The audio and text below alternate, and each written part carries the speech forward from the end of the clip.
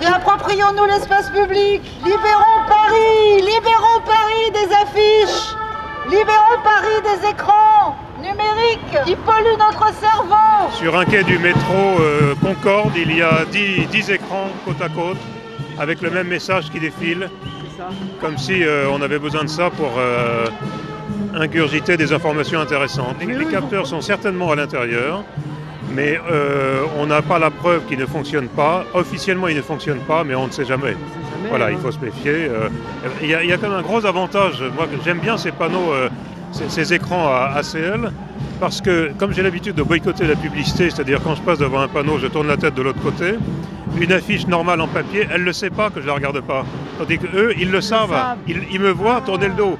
Alors j'ai quand même une certaine sympathie pour le procédé qui est à l'intérieur de ces écrans et est censé pouvoir reconnaître ton âge approximatif, ton sexe, ta coupe de cheveux, le mouvement de tes yeux, savoir quelle partie de l'affiche t'intéresse, ça c'est très important. Savoir si tu regardes plutôt les yeux de la fille, ses cuisses, ses seins ou ses fesses, c'est important. Parce qu'en fonction de ça, ils peuvent modifier la campagne publicitaire. Les fesses peuvent avoir été plus ou moins réussies, ou alors les seins, les yeux, voilà.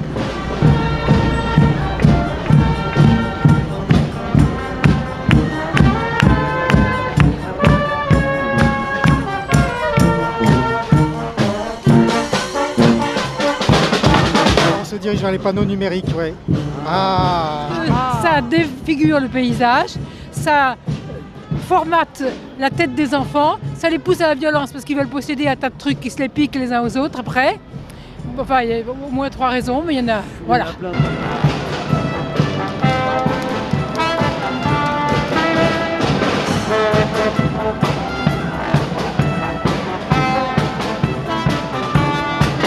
Alors la sensation est très agréable, hein, mais en même temps on se dit qu'il faudrait qu'on soit beaucoup plus pour agir contre la pub pour que ce soit efficace. Ça procure quoi comme sensation de faire ça? À la fois un peu de stress et en même temps du bien parce que c'est une légitime défense par rapport à une agression quotidienne. Je crois que tous les autres moyens d'action ont été utilisés, que pour l'instant c'est la seule solution qu'on a trouvée. C'est très pacifique mais ça reste d'aller contre la loi, c'est de la désobéissance civile. Vous prenez des risques là? Minime. Essayez de vous faire embarquer quand même. Il y a des Ouais, gradations. ça arrive, ça m'est déjà arrivé, mais les suites sont pas très lourdes. Et le dernier procès en date, les personnes ont été relaxées. C'est dur hein, quand même. Mais ils ont gâché la publicité. Pour une fois qu'on avait du divertissement gratuit. Ça va bien ça. Mais bah oui. On n'a pas la chance de voir des jolies filles comme ça tous les C'est jours. vrai.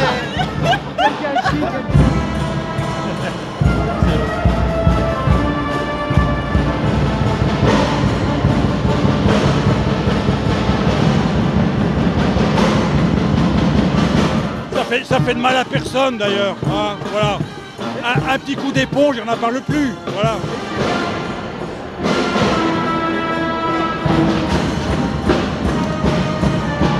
Moi, il y avait du cinéma gratuit en plein air, comme ça, à portée de tout le monde, comme ça, qu'on pouvait les jouer.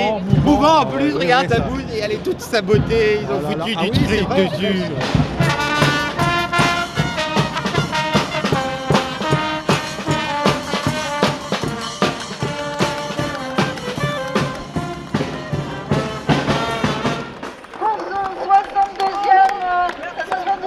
Le collectif des Boulonneurs contre l'envahissement publicitaire dans l'espace public. Nous allons donner la parole à un élu.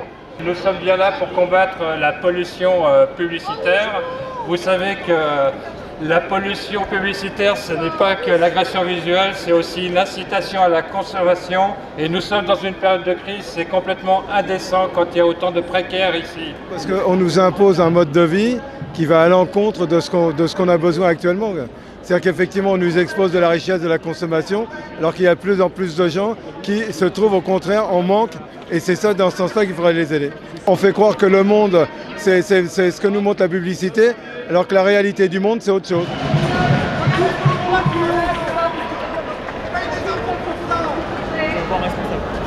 La police fait son travail calmement. Et nous faisons notre travail de militantisme. C'est quand même la police de Manuel Valls, et je trouve dommage qu'en ayant de gauche, on ait ces comportements-là par rapport à un phénomène qui est quand même pas... C'est une revendication, c'est une justification. Qu'est-ce que tu penses de tes collègues en bleu là Bah écoutez, je pense qu'ils ont... une action pacifique quand même. Bah si, mais je trouve qu'ils ont fait merveilleusement leur boulot parce que quand même pour une fois qu'on pouvait voir des meufs à poil gratuitement sur des murs comme ça, moi franchement c'est vrai que... La pub non, mais la pub sexiste oui. Ah, la pub sexiste, oui, s'il vous plaît. Ah oui. Non, c'est important. Raciste, on dit oui, on dit oui. En grand. Ouais, la grande, la vraie.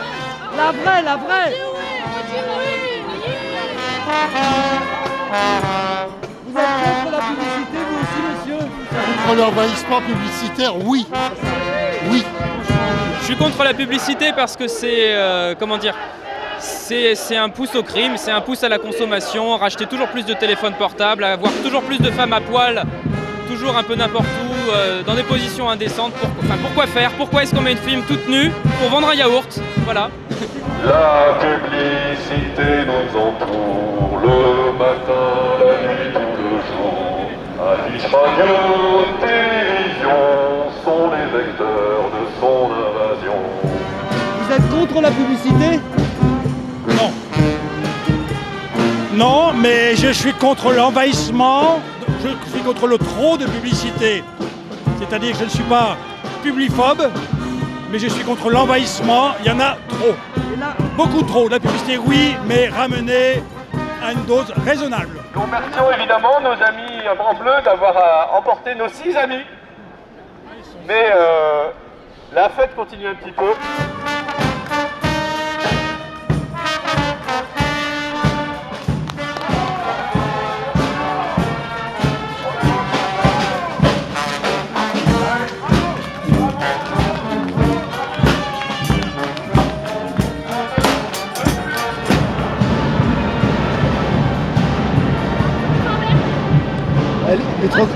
Entre collègues Je crois qu'il y a un problème de coopération. Parce que moi je voulais prendre le relais, histoire de les soulager, parce que visiblement ils ont l'air un peu débordés vu le nombre qu'ils sont. Je trouve quand même de se rendre service, quoi.